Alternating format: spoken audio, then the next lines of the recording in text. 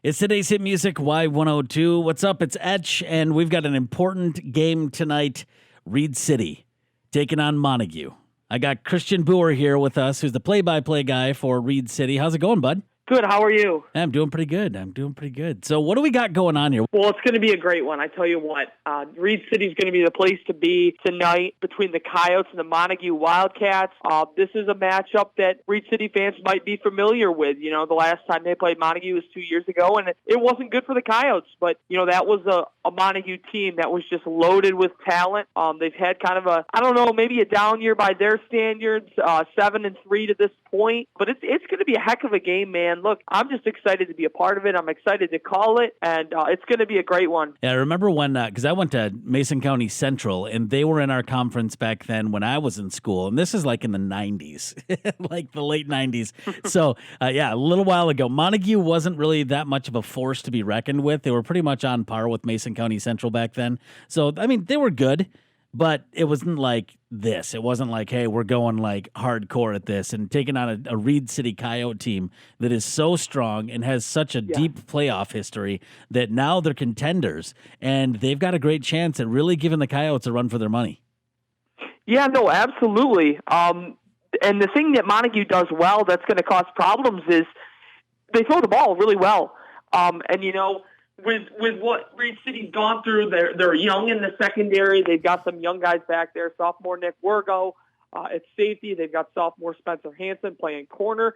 And you know, neither one of those guys are super tall dudes either. So that's kind of my one area where if Reed City's going to win this game, they're going to have to figure out a way to shut down that passing attack. And I think that one area where they can kind of draw on is that win against Whitehall to end the regular season, because Whitehall brought in a passing attack that's very similar. And that's a Whitehall team that beat up on Montague, and Reed City just kind of took them to the woodshed with their interior play. So going to be real interesting to follow some of those matchups. What are some of the key players that you're looking at here saying these are going to be possibly the difference makers in this game?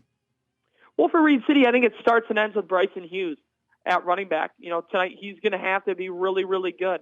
And, you know, since he's come back from that injury he suffered against Big Rapids, he's just been everything they've needed and more. Big plays in the run game. You can never kick him the ball, whether it be kickoffs or punt returns, because he's always a threat to take it back to the house. Also looking at Noah Morgan. Noah Morgan's a guy who maybe surprised some people with how well he's run the football for the Coyotes this year. He's just been really solid for them. Obviously, their two-quarterback system. It looks like Xavier Allen's kind of pulled away on that front as far as playing, you know, starting and taking the majority of the reps. And then obviously if Seth Jackson's healthy, we don't have an update for him at this time.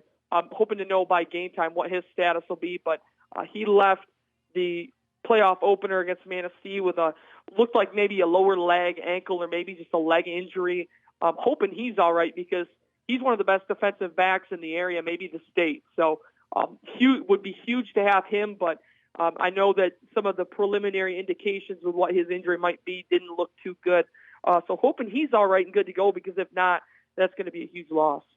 All right, fourth quarter, 2-minute drill. What's it come down to take this one? Well, I think for Reed City, I mean, you know what they're going to do, right? The Coyotes are going to run the football. They're going to run the football, and then they're going to run the football some more. Yeah. So really it falls down to the performance of that offensive line.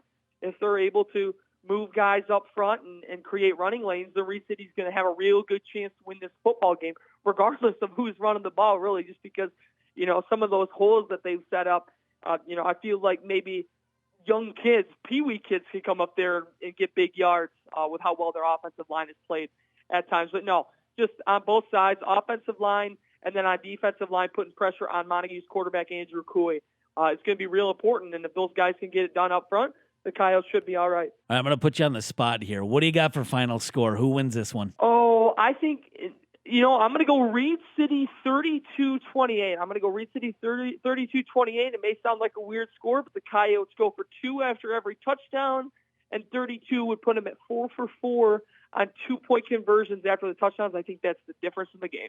All right, there you go. That's where you heard it. So we're keeping you to that, buddy. We'll see how we'll see how good your numbers are.